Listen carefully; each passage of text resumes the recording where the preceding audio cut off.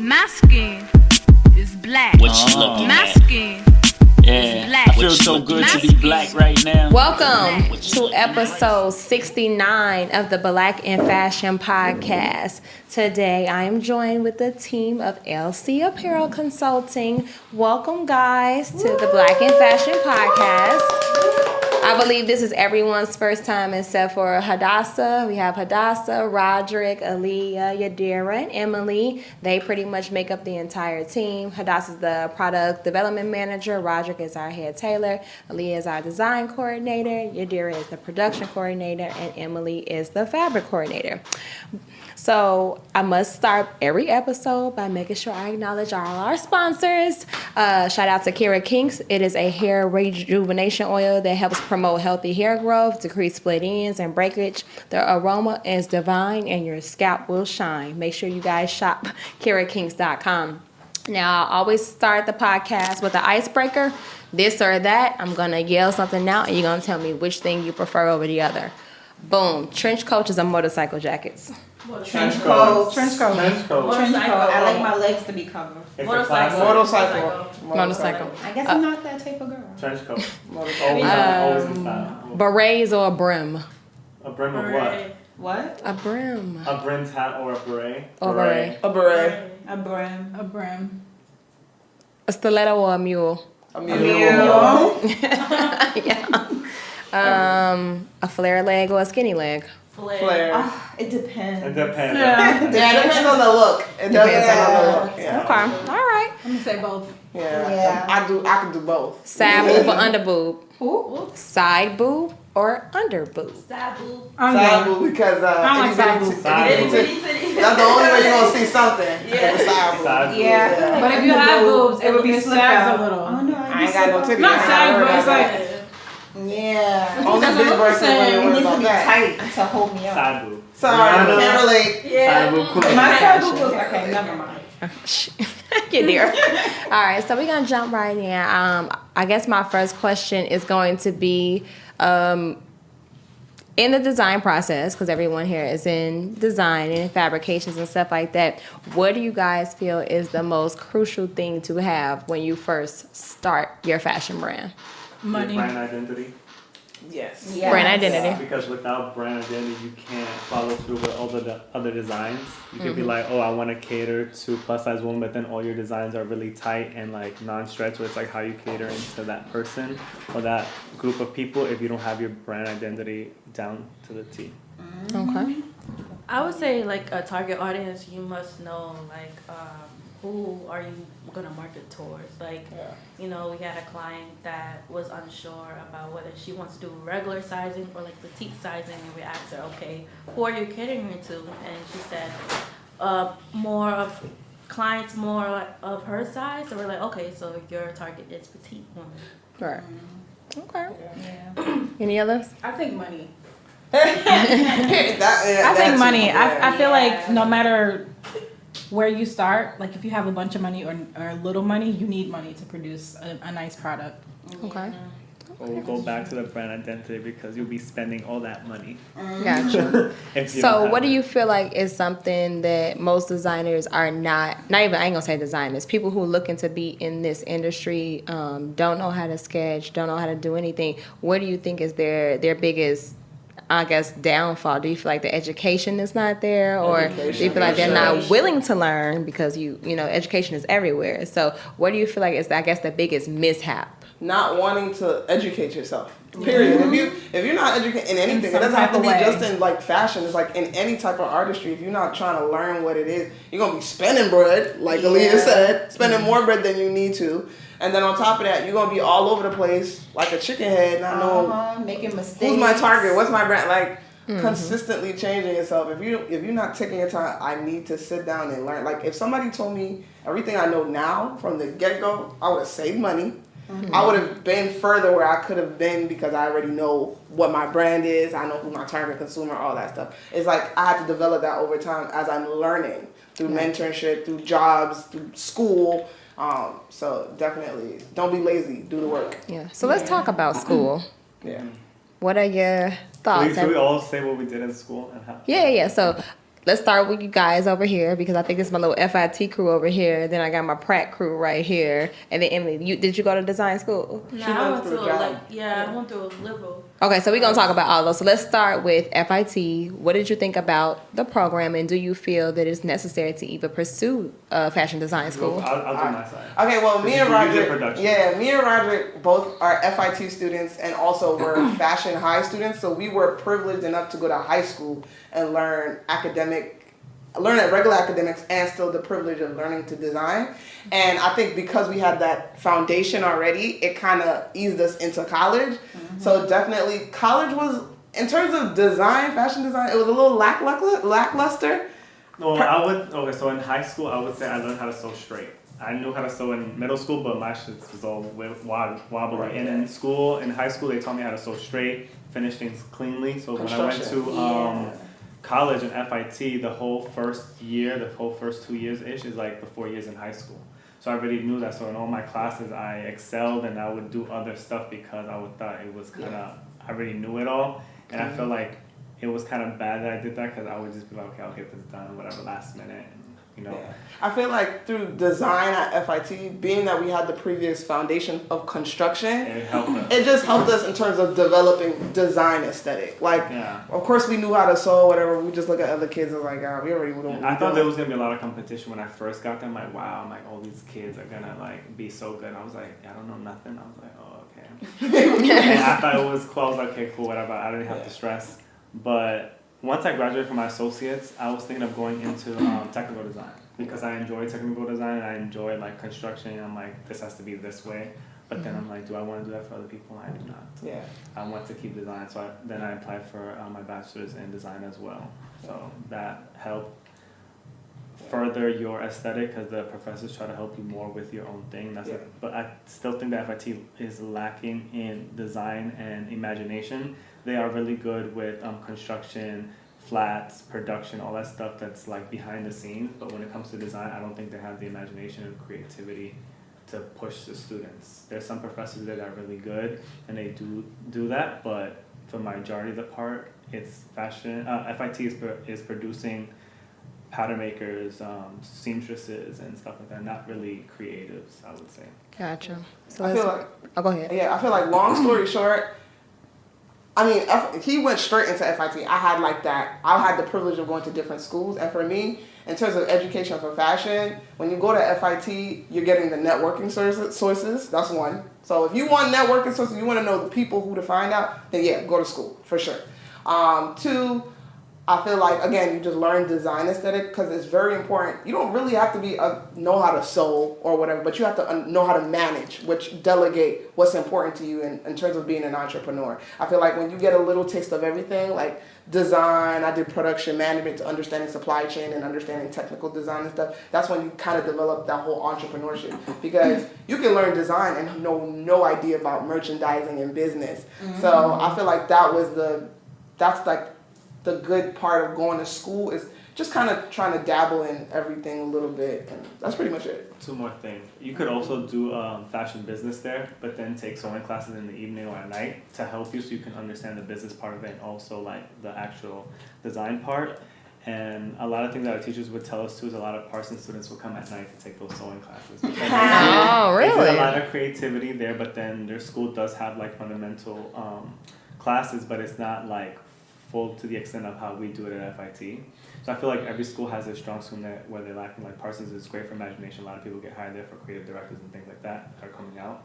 But when it comes to construction, I feel like they're lacking. So the opposite of FIT, good with construction, but lacking the creativity. Gotcha. Yeah. So let's talk about Pratt.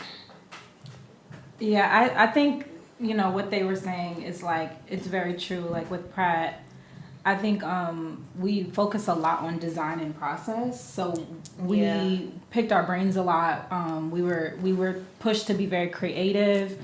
And I feel like it was more entrepreneurial when it came to like construction. We did learn the basics, of course. And Yadira you went to Fashion High, right? Yes, I already knew how to like sew before I came.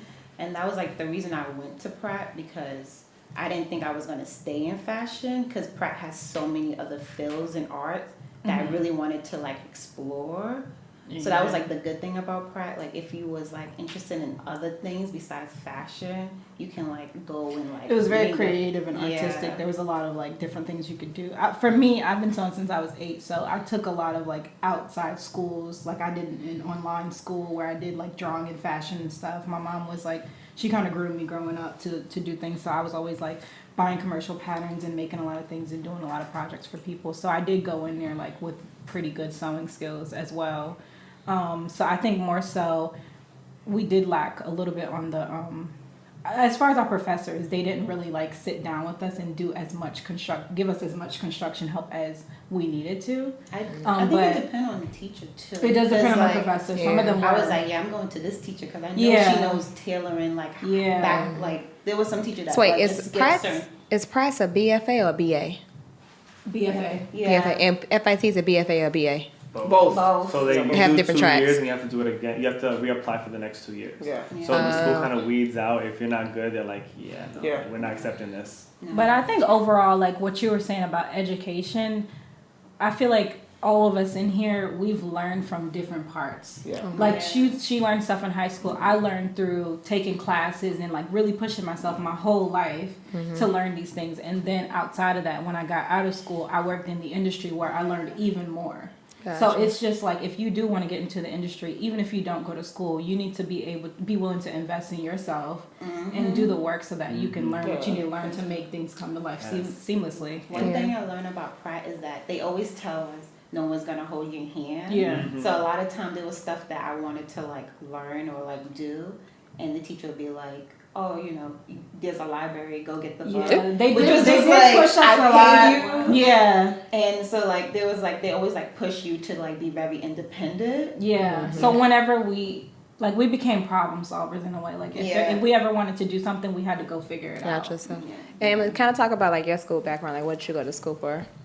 Well, I actually went to a SUNY school, upstate New York. I actually came in there to pursue a science degree. I was more interested in becoming a doctor, but then I switched to psychology because that's where like I was really strong in. I was really like very smart and intelligent in that field, but then after I graduated, I realized like, you know, doing that for other people, I can't do that. I don't have the mental capacity to figure out your problems. Like, well, I have my own problems. After that, I realized like I really do want to work in like the fashion and merchandise field, and so I literally did what a person would do. I just took up any jobs in the fashion industry. So I worked retail. I worked in a consignment company. I worked in a production company, actually. I was a design assistant. So I would like be in contact with like international vendors where they would construct our garments. I was literally doing everything Aliyah and what my current job does in that company. And then now I'm here. But I have learned a lot within my jobs, like within the fashion industry. Of course, I learned how to do lab dips. I learned how a bit about fabrication. So my last job, I knew about trends, and then now here I'm learning more about like what everybody does, like in behind the scenes, like construction, sewing, pattern making. I'm learning that here, and I feel as if you don't really have the time to go to school, just have time for yourself to learn by yourself or have a mentor. Because that's what I did. Like if I didn't feel like I wanted to go back to school because I didn't want to waste 4 years, 2 years, and spend more money. So I was just like, okay, I'm gonna just take any job or like have a mentor or somebody teach me these things, and that's what I did, and that's why I'm here. Did you feel like that there, like, when this is a question for all of you guys, that the opportunity is there? Do you feel like there's a lot of competition? Like, did you guys struggle trying to get jobs in the fashion industry? Oh, for sure. Oh, being black. Being a black individual and trying to get in, that's one. So it's like you go to a lot of these career fairs at school where a lot of these spaces are already filled by non-colored people, you know, white people, Caucasians.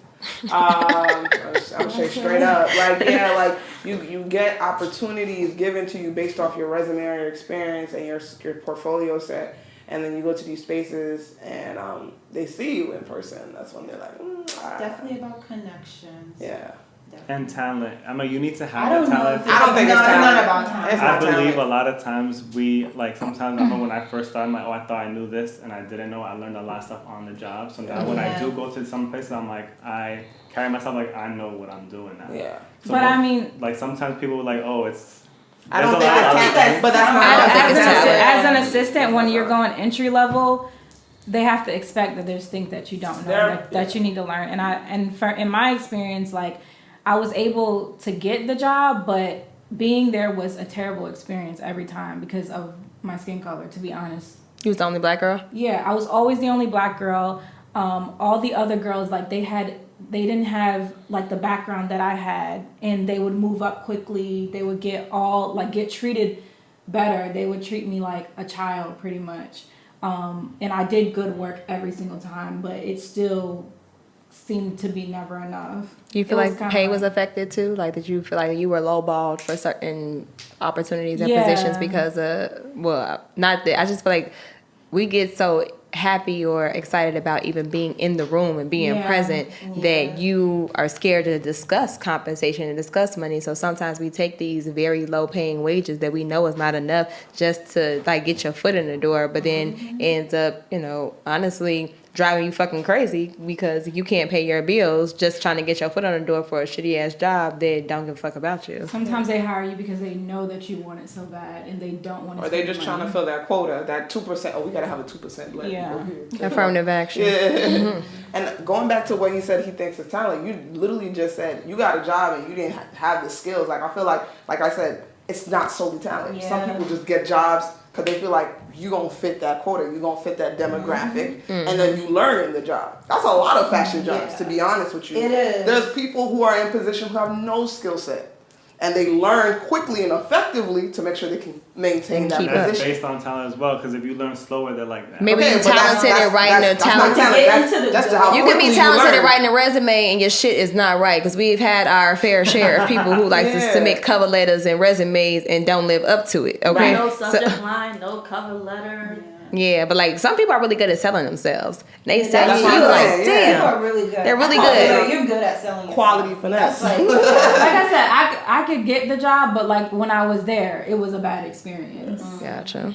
So it's talent in terms. Is it really talent in terms of fashion, or is it talent in terms of finesse and Because It's the thing skin is, color. and how fast you can It's be? Like, it's not talent. Both, It's not. It's both. Because like me, during my experience, I got lucky. Like I got lucky with my jobs. I was just like boom, bam, bing. Like I could do it. And That's where I should land. Boom, and bam, then, bam. and Bada then bing. seen it. Like I wasn't lying about it. I was like, yeah, like I will go. Yeah, no, extra and mile. that's what I'm saying. It's not really just. But it's like when you're in school, you're like, oh, you just learned pattern making. Like, yeah, I know You pattern ever making. heard that line, and they'll hard give work you the beats job. talent? Yeah. Yeah, Hard work beats talent. And that's fake it till Yeah. you make it as well. Like, you know what I'm saying? It's But not the really hard they work don't- needs they to be don't done know. correctly, because if you're doing hard work but but they it's don't still know that wrong, when they first interview. They They right. don't know if you know how to do. They just hard think you work. know what you're doing. How they supposed to know?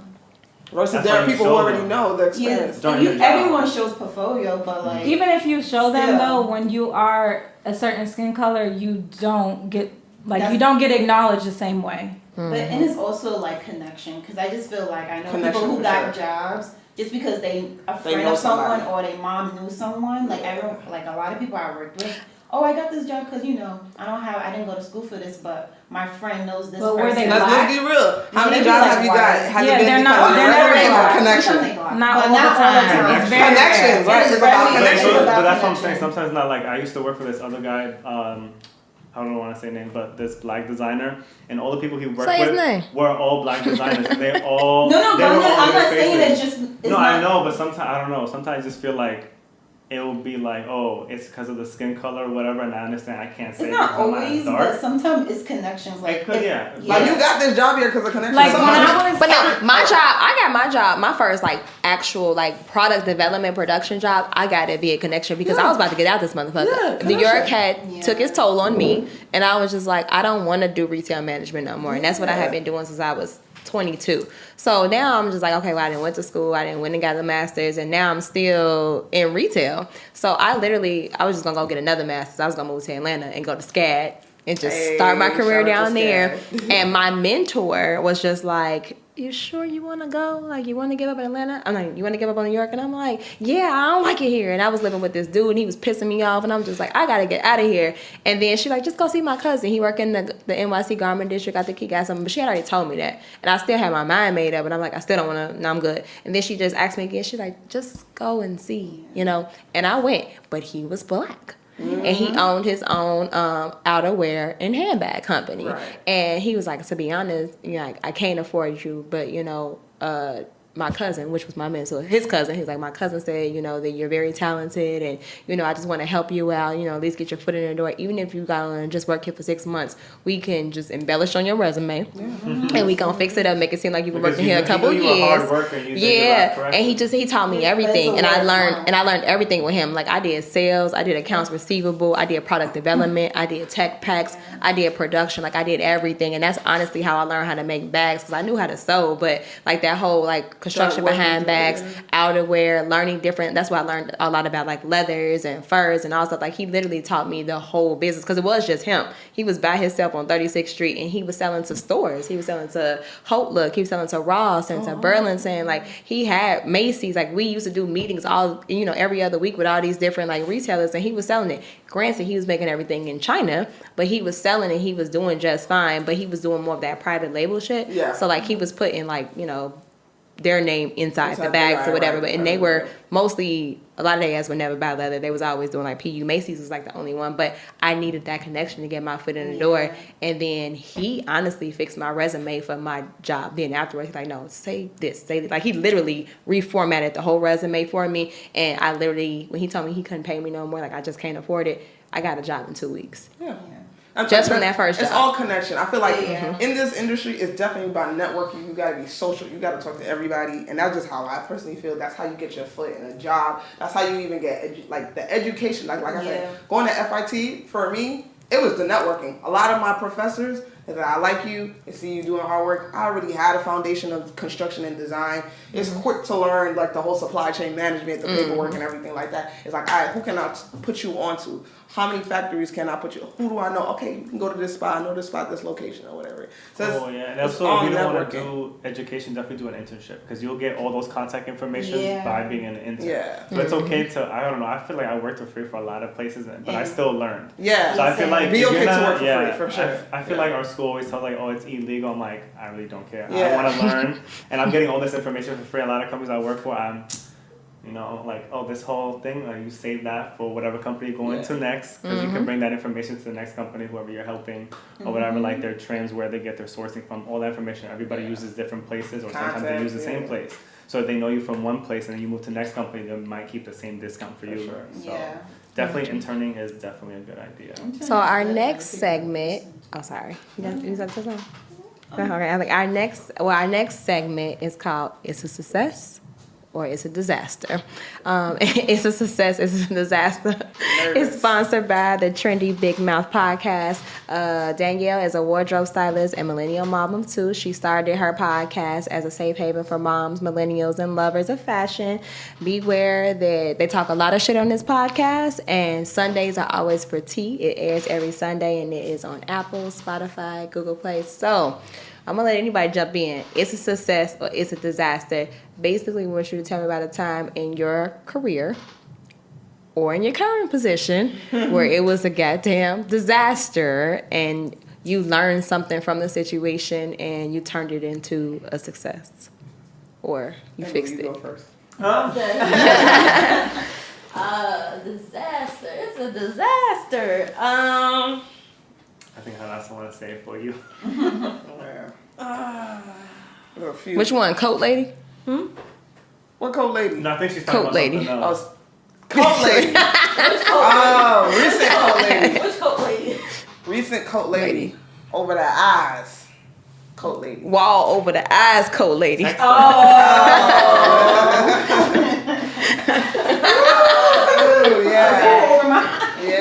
Okay, so if that was your story, if not, I know what yours I'm is. confused.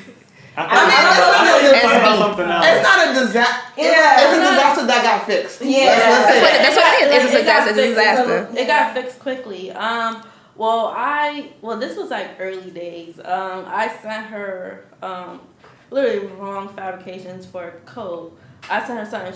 I think it was something stretching. Then That's the story. woven. Cause like okay, so there's knits and wovens. Knits they're like stretch fabrics, and wovens they don't stretch.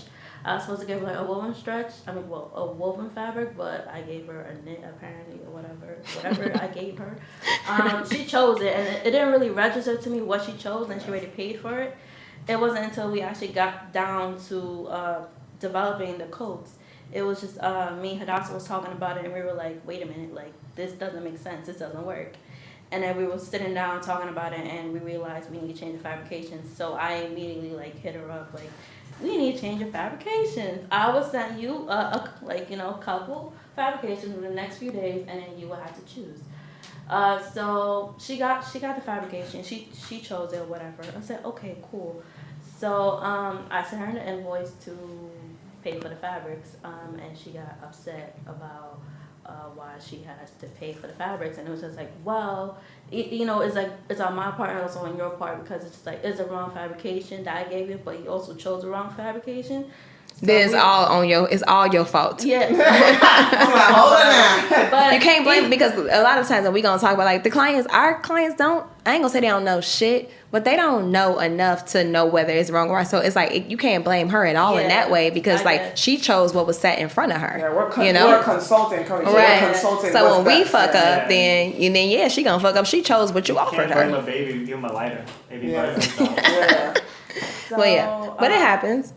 What was I saying? She picks the fabric. Yeah, she picked her fabric. She got upset why she had to pay for it, and I was just like, well, it's the wrong fabrication, and then we need the fabrication now because we have a deadline to make these coats, so it needs to be paid for. And then in the end, we were just like, you know what? It was like a small difference. It was like, we'll pay for it. Don't worry about it. And she was still going on about it. She was nervous. She got nervous and said that. Wait a minute, what's going on? She sent us a book. She sent you a book? She sent us a letter, and a heartfelt letter, and I get it. And a lot of times, I mean, this happens for any position, any job you're in where you're serving customers, you're serving people, you can get frustrated. Yes, that is true. But you have to put yourself in their shoes as well. And I had to fall back and realize I could see why she was nervous. If you have a deadline, you feel like they don't know if somebody sends you fabrics and says it's wrong, and then send you another set, you don't feel like that person don't know what they're doing. Right. And I don't even feel like I already don't know it. So it's like two people don't know what they're doing. What's going on? Right. So it's like I understood where she felt. Granted, personally, I'm not gonna send a long letter, but I make sure I responded in there like I understand how you feel. Be patient with us. We caught the slip before it even went into a final product. You know what I'm saying? Like we caught it. Did we catch it? Yeah, we caught it because we got new fabrics, and now your coat is gonna be developed in a quality fabric. We rebound. We rebound effectively. So it could have went into a disaster, but being that we have multiple eyes in this company, we have multiple heads here, and making sure like everything's delegated accordingly, it went smoothly. But it's just like it's little things like that is what can turn something from good to bad so quickly. So. You got somebody else got one? You got a couple, Aliyah. Tell me, I'll talk about it. You got a couple emails from people From back and forth. I feel like the girl, the one that we just saw the video Multiple styles. that was sort of a disaster, And that's for you to talk on, Aliyah. Yeah, and just even the communication, I guess, the fabrication, the ridges, all that. I got one. I got one. And it goes back into you, so you can finish the story. But I feel like, and this is just in general with a lot of consumers, we're a consulting company, and yes, we try to tread our consumers in the right directions, but you have to do your part and learn. Thanks. When you're a teacher and you give homework, I'm expecting you to do the homework so you can learn. Right. And a lot of the time, our clients, we're telling them this and this and this. Make sure you're doing the work, your part, to effectively know what's going on, and then when we reiterate this information, they're lost.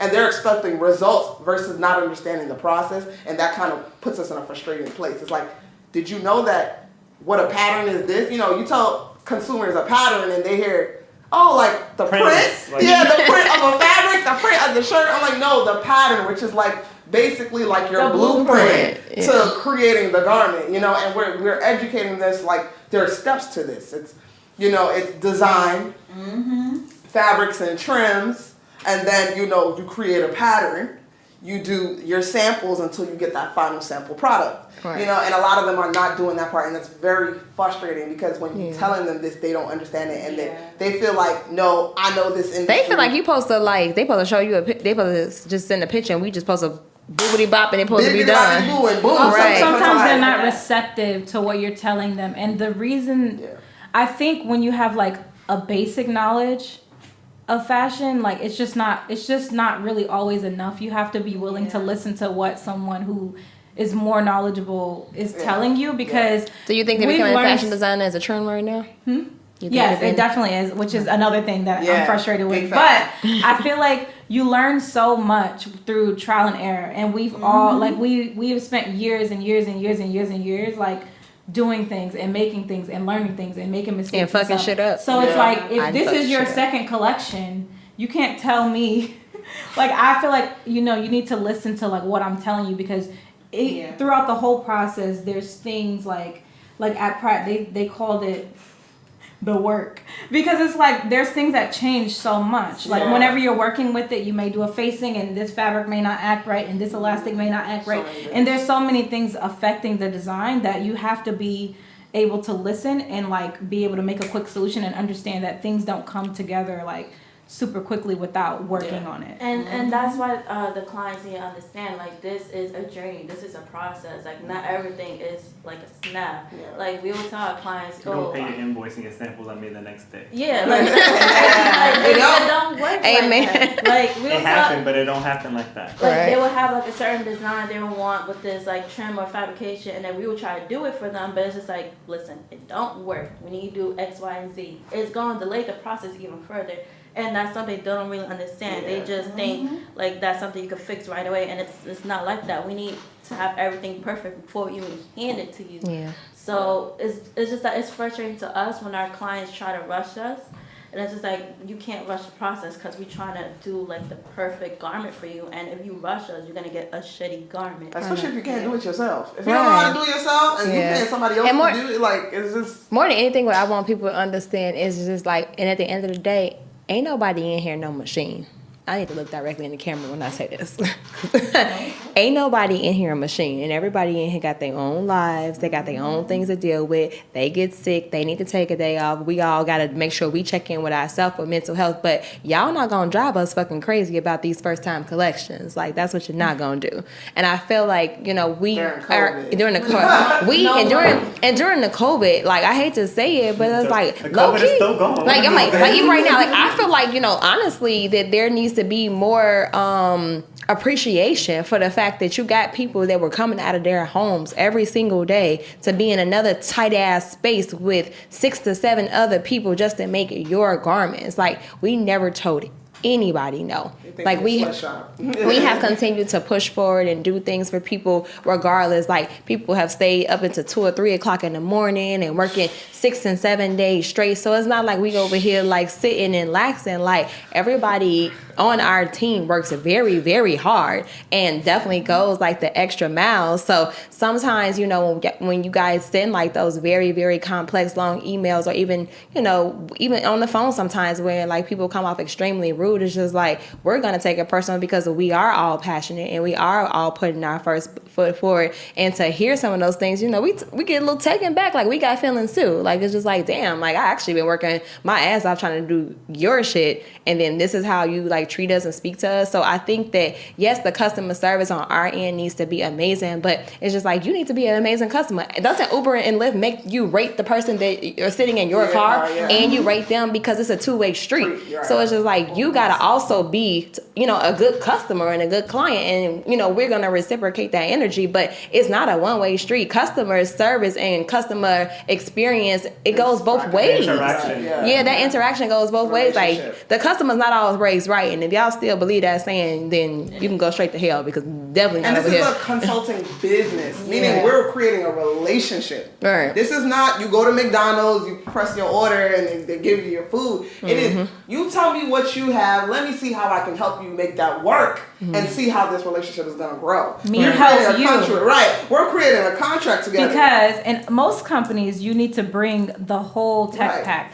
all the fabric. Yeah. You need to know how to fill out Fact. these certain forms. Like if you don't know any of that, then more so when you're working with us, just listen because you are not as Educated. Or somebody educated. else and told them something else because he was like, well, I was working with this person, they did this and did that. I don't give a damn What they whoever did. you did, or who you was working with before, or your auntie Annie from your mother's side, your sister cousin auntie was a seamstress and they knew how to sew half your sample together and did it from some pattern. It's not the same. Like it's not industry standard. It's not industry standard, and Plus. everything is gonna be different. Like whoever is, and then you might get someone who will take one of our patterns and our sewer, like on something we sew, and they'll try to rip it to shreds because they think that they're a better sewer. But that's just what it is because we do that. If someone brings us some stuff and we look at it like if the construction is good, it's all right. But then I guarantee you, one of us is gonna be like, well, you could have did it this way. And that's just, it is what it is. So like you'll look at something and everyone's eye is different when it comes to quality. So sometimes something might be of whole quality to some person. Somebody else might look at it like that shit looks terrible. It's honestly in the eye of who's looking at it. But for people who have an eye, especially designers and creators, I think that we definitely have a better eye when it comes to quality and the way things should be put together than your average consumer. Especially where your consumer shop. Because if you're shopping at Forever 20 all the time, of course you're going to think Forever 21 is up to standard. And then when I show you All Saints A over the nice, ceremony, or like a nice piping on the inside with Color. contrasting colors and top stitch, you're like, I don't like that because you've never seen it. that. It's just, I feel like if you are a self-taught designer, just listen to an educated designer. Yeah. For sure. It's very It goes important. back to what she said about you guys knowing the what was it, basic what? Basic knowledge, you But said. it's Yeah. not basic knowledge. It's a romanticized idea of what you think fashion is. What you think it Because is. you have movies like Devil Wears Prada, you have all these Vogue shoots and things that behind the scenes, and they make it a little fake for y'all to absorb it. Yeah. But then in reality, it's not like that. No model's just slipping into the garment. And this doesn't flow over here. It's like sweat and tears and blood. Okay, And everything. one last thing.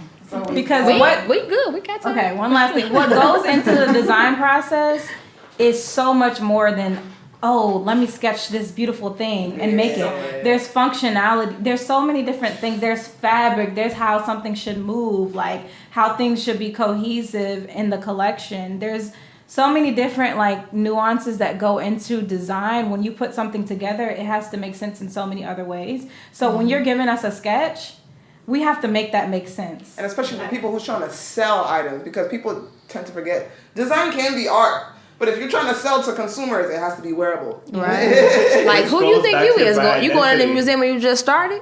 Like somebody coming to and see you in a museum exhibit. So like, yeah, they have like avant-garde, and that word is just so terribly used. Avant-garde, That and haute couture is two words that I use very.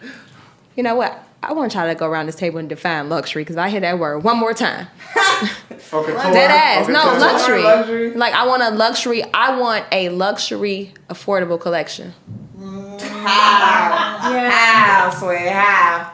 But this is the thing. Luxury No, luxury affordability is something that happened in the industry when, like, I would say, like, the market kind of crashed and stuff like that. And, like, after 9/11 and things were, like, spiraling down, which is why you had, like, Michael Kors introduce MK and do this shit at, like, Target. And then Nicki Minaj did that shit for, like, Kmart and stuff like that. But it's, like, not to confuse those names with luxury brands. Michael Kors is Michael Kors. MK is a diffusion brand. Right. In the same way with, like, Calvin Klein. Like, Like, even like DKNY, that's a diffusion brand because Donna Karan and DKNY What's is Mark different. Jacobs diffusion? Mark by Mark.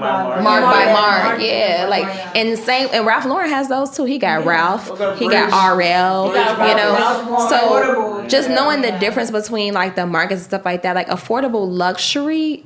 It's not non-existent. It's we're giving you an affordable we're giving you a luxury. We're giving you a luxury name. Lux look. Yeah. Is that because they want to buy the name? So It's they the got name. little boxes with Yeah, the it's Ralph the Lauren, name. I got luxury, but it's not. Right, it's not. It's the name. Too, it's a way for them to make more money. And well, I just, Luxury is a lot goes into like luxury. Something can have like 5 different darts in it so that it fits the body very well, or the fabric is very technical, like it has breathability, or it floats in water or something like that, or It floats in Usually water. it's limited. transformable. And luxury is limited. Units. It's It's not a lot. You're selling it on a mass production level, like the way they have For the real. bags for The MK. seam finishes are all really Yeah. intricate. Luxury is so much more than just And this they is make like their pretty own with fabrics. gold. A lot of Yeah. these companies Yeah. have mills that make Their specific own fabrics. fabrics. Yeah. And you don't have that type of money to be spending. Right, like you that. buying from the store or you buying from What's your wholesalers, which budget? people still have access to. Like even like I like Swatch On. I think it's a great resource, but it's accessible to a lot of different people. So you're not necessarily being exclusive by going to a place like that or even a wholesaler because that fabric is not exclusive to you. But also, I think that what our whole team is saying is like the education really is the key, no matter where it is, and even from a consumer standpoint, because like even like. Okay, like we see Calvin Klein, Karl Lagerfeld. You see stuff like that in like DSW and like Ross and in Burlington. And I don't want y'all to get it confused. Like they're not getting it from the store once it goes on promo and putting it in these stores. It's made for that store. You take orders, like as a company, they take orders for Ross and then they will do a leather handle, but the rest of that bag will be PVC. So it's just like compare at that whole thing on the price tag. That's marketing. Yeah. And also, if you see like when you shop it online, it might say, "Oh, exclusively sold at Saks." Because the lining might be red, or because we put some epaulets on this shoulder just for this company. for this Yeah, company, for and this that happens store. all the time. So don't think you was like, oh, this is a stain. It is marketing. Okay, that's all that is. And if an outlet is the same way, there is a off Saks off Fifth. There is a Neiman Marcus last call. There are things that are actually made for those places. Don't get me wrong. There's a few from last call that do come up from like a Neiman Marcus that come down, but the majority of how they stock those stores, they are making product for those stores just to help, at those you know, price points. The working class be able to feel luxe. The psychology of fashion. Yeah. That's really. Have y'all what it ever is. read How Luxury Lost Its Luster by Dana Thomas? I haven't read it, but I've heard about it. So great. Good And then book. the other one is by Elizabeth Klein. It's called Overdressed. That's more about the fast fashion industry. content? Yeah, I've heard about that one. Dana Thomas for Deluxe, that's probably one of the, it'll make you feel very different about luxury clothing. It'll make you feel, because in all honesty, the only true luxury brand that's really left is Hermes. Yes, that's Yeah, true. like yes. Hermes, like I they're said the that only other day, one. too. You gotta get on the goddamn wait list to get you a Yeah, Birkin. they still not playing. That's lux, They you know. still don't like You know, it. like that's luxury. Like it's still made in Italy. It's still handcrafted in Italy. Like Louis Vuitton, and she goes into a synopsis about it. Like Louis Vuitton used to be really great, Once they but got then LVMH, once they move into these big conglomerates and these conglomerates come in, they cheapen the product because at this point they only want the name. They cheapen the life cycle of the product, which is why y'all see. I have a Gucci bag, and I bought my Gucci bag before they moved into LVMH group. My Gucci bag was $700. The same Gucci bag is now $1,600, and it's not even the same material. Damn. I wouldn't wear Gucci anymore because I like to put blackface on shit. But I'm just saying, when I had it, and I got it like I want to say my grandma gave it to me, so it's like it's older or whatever. But she just never wore it because she was never into that stuff. But you can tell like the difference. And then I went and bought me another one, and I compared it, and then there was a Gucci store by an outlet, so I looked at it. So I looked at the one my grandmother had, the one that I bought for myself, and then this new one. I'm just like, ain't that some shit? It's just like it's the same bag. And the same thing with Chanel jewelry. It's all costume jewelry. I did a shoot with this one photographer, and I'm feeling I'm like, there's no weight to none of these. Yeah, it's not real pearls. And only a few. It ain't like, natural brass. Yeah. No. Only a few people had like bodyguards come with the stuff, but the rest of them bags with like it was like old people coming in like I'm the bodyguard. And I'm like, you. Right. There's an old lady, and they come in and just sit with the jewelry and wait until we can use it. Wow. Oh yeah. Any guys got any last comments? Well, the last segment is. Oh, go ahead. I was gonna say an actual disaster that the company actually goes through is honestly we're not photographers. Like I feel like another we're not photographers. I think consumers are so caught up. We're living in the digital world now, and we see product on the way it's been styled, the way it's been placed on a mannequin.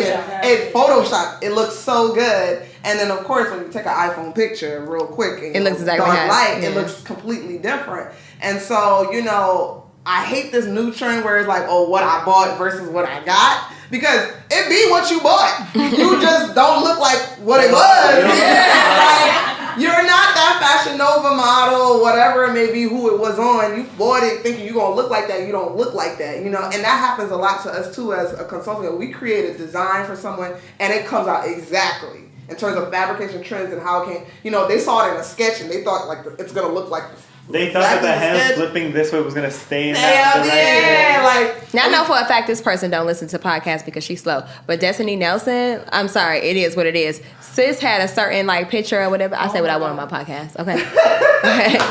that what she had in her mind and what actually came out. It's a lot of people named Destiny Nelson. Yeah. I ain't talking about you, sis. If you did listen. Sorry. Just giving you an example. Yeah, we have a few Destiny Nelsons. Don't say that one.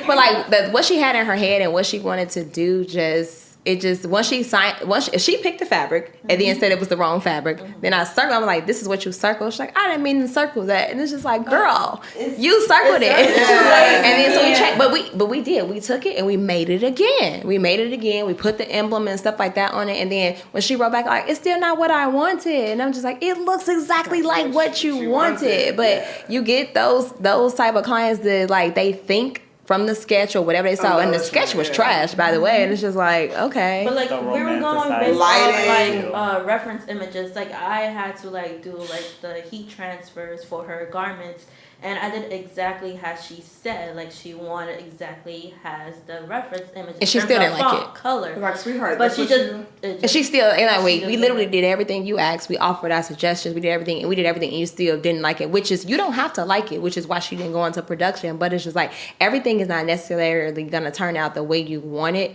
and the way you envision it. I think another one like that, honestly, is Chris Mitchell. Like they had a certain idea in their head, then it didn't come out the way they wanted it, you know, and then they got turned off by it, which happens. And I think as a designer, we've all been through that space where we don't have like that creativity or something we drew or something was in our head, then we put it together. We put it together, and then it doesn't look the way we want it to, like, or something happens and you just say you redo it. Like my bra that I just made for my collection, that's probably the 6th one. So it happens. You saw me. I've been working on that bra for a long time. And it happens. Normal in like fashion. It is. It's trial and error. What's your point about pictures about TJ?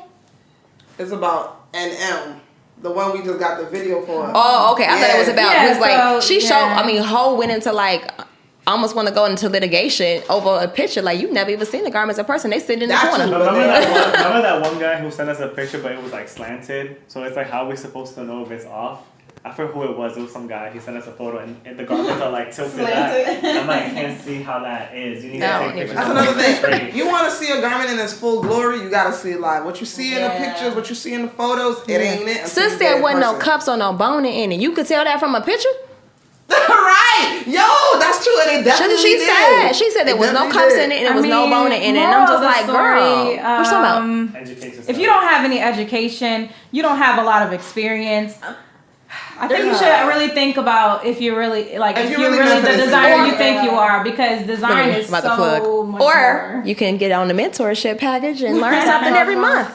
You can take a course, because there is something like Jay Jana. She's one of our clients and I love her and I shout her all the time. She takes courses and she utilizes our services. Crystal Wanaru, she uses the mentorship program and she still utilizes our services. So we don't stop at service. I do think that we push a lot of education there. So we don't just want to take your money. Like, we are asking questions and trying to advise and want you to learn the business. So the education is there, and whether it's not, it's with us. It's so many fashion educational programs. You got the Fashionpreneur Academy that has a complete online learning system. You know, like Startup Fashion. Startup Fashion, Factory 45. Like, it's so much education out there from different price points and stuff like that, where you can really learn. Or just, it's books on Amazon. Like, just going through the books and reading. Like, it's so much things that you can look at and learn with services, or even before you start. So everyone's so anxious to put something out and put something out now. Like, just take a step back. You're just wasting your money.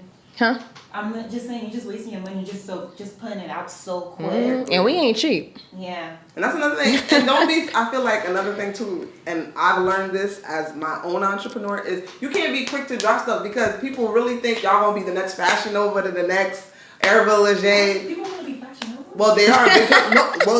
They compare because they were one of the they top 10 companies to make money last year. They came out of nowhere though. So and luxury doesn't drop. No. They came out of nowhere though. Like they whole business model. They got a whole bunch of like celebrity influencers and people to put their clothes on. They do all their production in LA and they just doubled everything. They just made sure they had a lot of stock. Got in trouble for copying. Yeah, but they got enough money to beat any like, suit. Workers like really cheap. They got enough money to beat any lawsuit. Right. For settlement or payout. They're stealing from Kim Kardashian. They steal from everyone. Yeah, they steal from everybody. But they have enough money to buy out any lawsuit. They can do a settlement offer. They can pay them out. They have enough money to do anything. It's like they can literally shut it down. And money talks. And who supported those brands?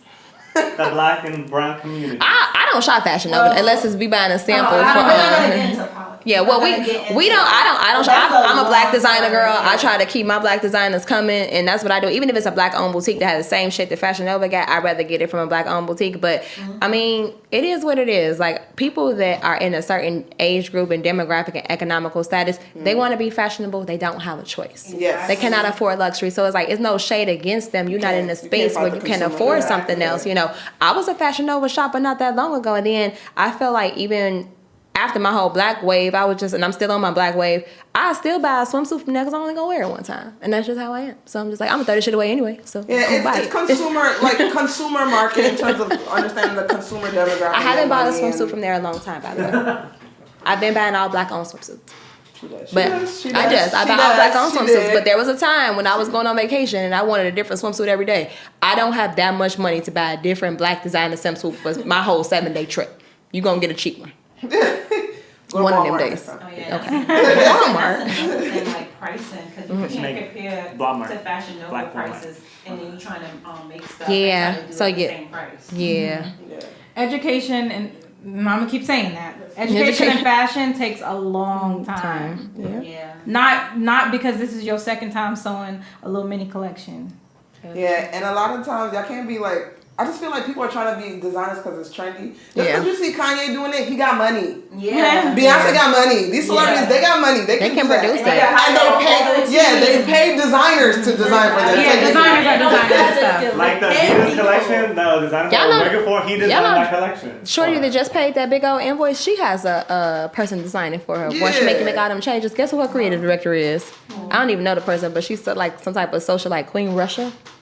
I don't know. Exactly. And there's so many people that choose like they might have a fashion line and then they ask other people to come. They have like these high. Rihanna does it too for Fenty, but I mean, they all pay people. They all pay educated designers to do this. You know who does it the most though? Balmain, because none of the collection be making sense. It looked like he got a bunch of college things. Like, I like this section. I like this section. Let's just bring them together. Fabrics, yeah. And it be looking like a hot mess. Balmain looks when he first started. The last collection I liked was the one with all the hardware. It was green and red. That's the last one I actually liked. Yes, the one with her. No. After that, and then the last Gucci collection I actually liked was the last time Tom Ford was actually doing it. It was the orange. It had a lot of gold hardware and everything was freaking Drake. It was 2012, spring 2012. It was PR about that because he used the black bottles at the beginning just to grab the attention of the black community, and then he kind of just dropped everybody. Now he got Kim wearing all the stuff. No, Kim was in the beginning too with the black people. First it was Rihanna with all the denim. Yeah. And it was Iman, Rihanna again with the Green Army one. And then he jumped to Kim. Yeah. So our last segment is It's a Muse, and our It's a Muse segment is actually sponsored by last week's podcast interviewee, the Assembly Line. Assembly Line is a full-service fashion consulting firm that focuses on cultivating and developing emerging talent by providing resources and guidance on all fronts. They provide various services, including project management, brand building, creative services, product development, all-around consulting, to build new brands and elevate established fashion businesses. Their mission is to empower entrepreneurs at any stage of the business and is here to help build your brand from concept to consumer and everything in between. So it's a muse. So I want everyone to go around the table and just say something that inspires them that you think that somebody else should look at. It could be an article, it could be a book, it could be an exhibit, it could be anything that you gravitate towards, a mantra, an affirmation, but anything that like inspires you that you want to share with anyone. Shine so bright. Shine so bright they can't deny you. That's your mantra? Yeah. Shine so bright they can't deny Don't blame you. anything. Just Okay. You mad extra. That's hard. That's on the spot. A book? Okay, a book you guys installation? can get. I feel like this book is a really A good person? book. It could be a person. A really good book to check out. It's on Amazon for $39. Apparel Entrepreneurship: How to Start and Run a Successful Apparel Brand. It's a really good book. They literally walk you through starting entrepreneurship. What's your brand identity? And they kind of, at first they ask you 23 questions, and if you can't answer those 23 questions effectively, they literally tell you can't be a designer. Like, this ain't for you. And honestly, I sat down and answered those things, and I had to really break it down, and that kind of elevated you. What's your goals, your mission statement, and everything in terms of and how you're gonna grow, and what are you selling that consumers need. So yeah, get that book. Okay. Good book. You got one? Yeah, I have a book actually that was really inspiring for me. I think it's called Girl Boss by Sophia Amoruso. Yeah, okay. Yeah, and she also has a podcast too, and I've listened to a lot of her podcasts. But the reason why I love the book is because she goes through like her whole story of how she got into the industry and created Nasty Gal. But just like it shows like how much trial and error she had to put into marketing and like how she styled her pieces and how to like sell, which was it's really motivating. Okay. Yadira, you got something? Or anybody or something? Let me think. Well, mine is I have 2 podcasts. While y'all thinking y'all get it together. This week, I think that How I Built This podcast is definitely a good podcast to check out because it's not just about fashion. It's just about business as a whole. And I think that when you're going into entrepreneurship, you do need to understand every aspect of business, like financial and accounting and marketing and advertising. Like, it's way above that. Like, I just feel like design is like 5% of business. Like, a lot of it has to do with the other things. And then also my other podcast is the Black Girls Therapy Podcast. I do think the bulk of our clientele as well as our listeners are Black women. Just making sure you checking in with yourself and just keeping your mental health at a good space. Like, it's okay to cry. It's okay to not be okay. It's okay to need a day or 2 to yourself, just to sit by yourself and like just really be okay with like letting your emotions and stuff like that out, and taking like those little self-care days. And self-care is baths, self-care is sitting by yourself, it's laying on your pillow looking at the sky, it's going outside and sticking your feet like in the soil of this earth and like praying and meditating. So just become one with yourself and stay balanced so you don't cuss people out. Period. So I'm balanced. I guess I could piggyback back on that. My mom will always tell me, like, cry now because you're not going to get a day to cry again. Ooh, I like that. So, like, take out all your frustrations at that moment or when you get a chance to, and then after that, you just got to, like... In a respectable way, right? Yeah, respectfully. And like, just knock down everything you have to knock out. Good stuff.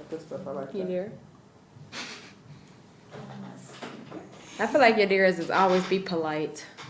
No, yeah, probably. But, I don't know. I'm someone who always like.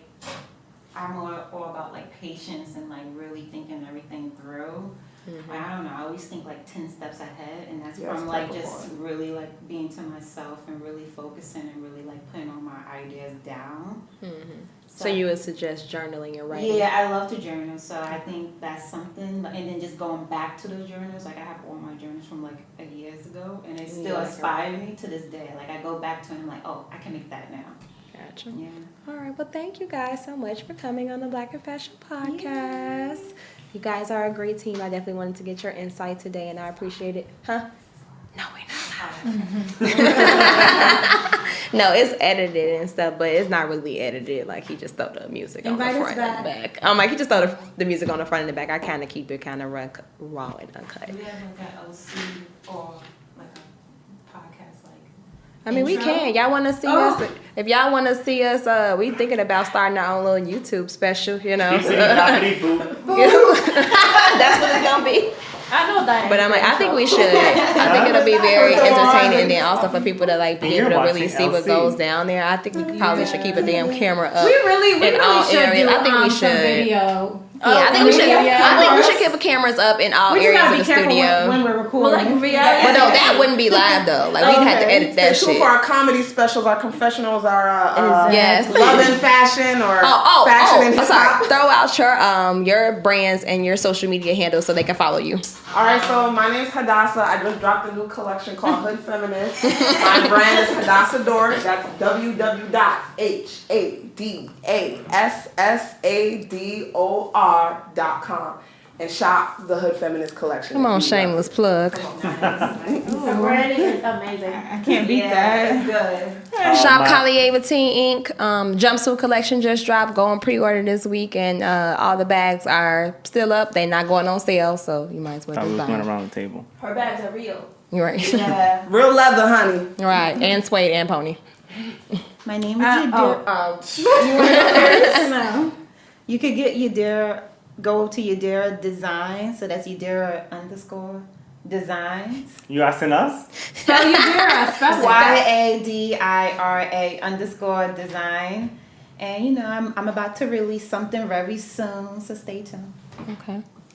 I'm Aliyah. My brand is called Skins, just Skins. But you can find me at Skins the Label, and it's Skins with 2 N, so it's SKINNSTHELABEL.